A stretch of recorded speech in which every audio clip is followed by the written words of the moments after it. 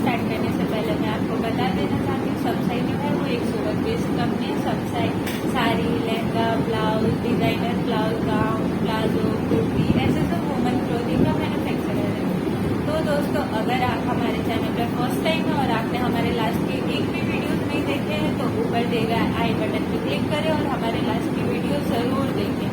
तो दोस्तों, आज का वीडियो शुरू करते हैं। लेकिन आज का वीडियो शुरू करने से पहले अगर आपने अभी तक हमारे चैनल को सब्सक्राइब नहीं किया है तो चैनल को फटाफट से सब्सक्राइब करें और नीचे दिए गए बेल आइकन पर क्लिक करें, जिससे आपको हमारे आगे वीडियोस की नोटिफिकेशन मिलती रहे।